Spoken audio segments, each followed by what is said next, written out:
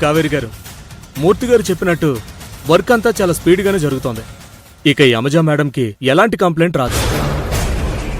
Thank you Vishal గారు, మీ వల్లే పని తొందరగా జరుగుతుంది. అమ్మో, అప్పుడే టైం 5 అవుతుంది. త్వరగా పూజ ముగించుకుని ఇంటికి వెళ్ళాలి.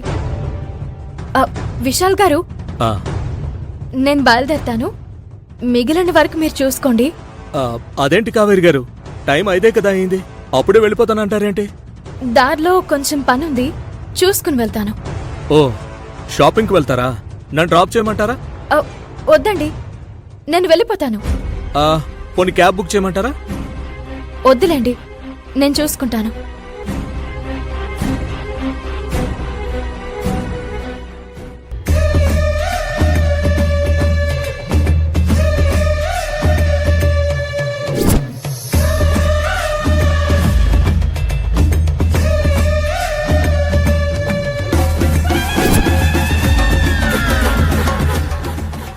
ఈరోజు 2వ రోజు పూజ. త్వరగా వెళ్లి ముత్తైదువులను కలవాలి. ప్రసాదం వండి అమ్మవారికి సమర్పించాలి. వెళ్ళు వెళ్ళు కావేరి, నువ్వెక్కడికి వెళ్తావో నాకు తెలుసు. భిక్షాటని చేసి ప్రసాదం వండి పూజ చేస్తావు.